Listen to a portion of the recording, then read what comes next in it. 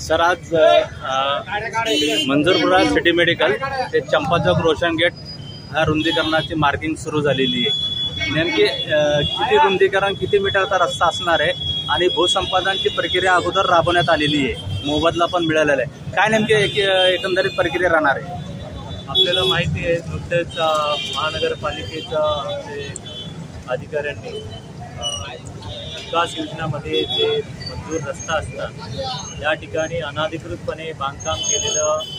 घरं असतील किंवा बांधकामं असतील ते आम्ही रिसर नोटीस देऊन त्या ठिकाणी काढण्यात आहे। तसेच आपल्या पुढील जे वाटचाल आहे त्या शहरामध्ये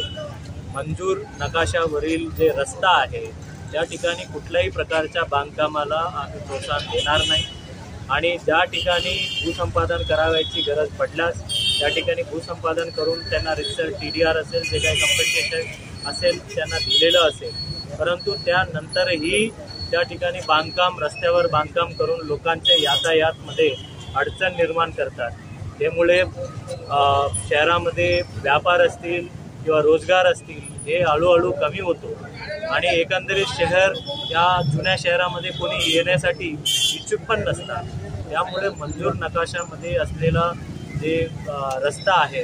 आता शासनाने स्मार्ट सिटीच्या अंतर्गत भरपूर रस्तेही मंजूर केलेले आहेत, त्यामध्ये पैसेही उपलब्ध आहेत। यापूर्वी पैसेही उपलब्ध नसायचं आणि त्यावेळेला अतिक्रमण लोकांनी दुर्लक्षित केलेले आहे, परंतु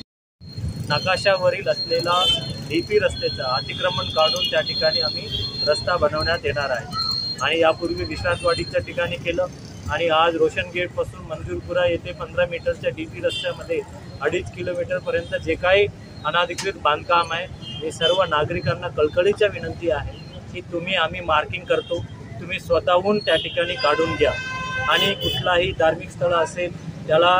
तिडं न जाता लोकांनी एक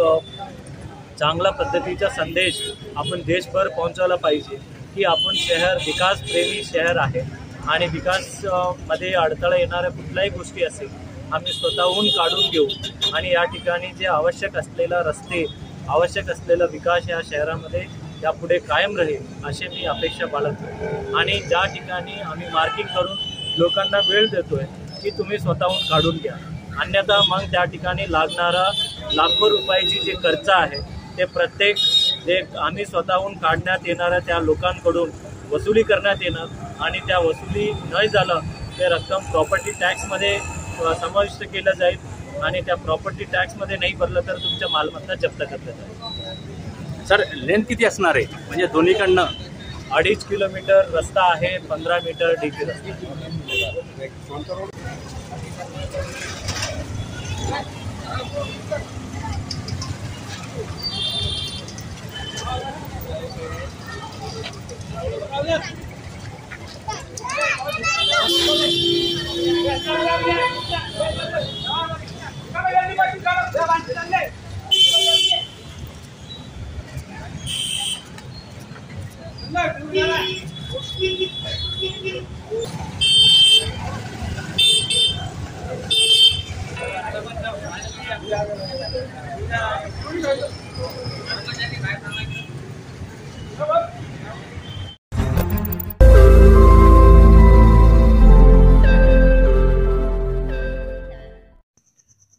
रोज नई खबरों को देखने के लिए हमारे औरंगाबाद समाचार चैनल को सब्सक्राइब कीजिए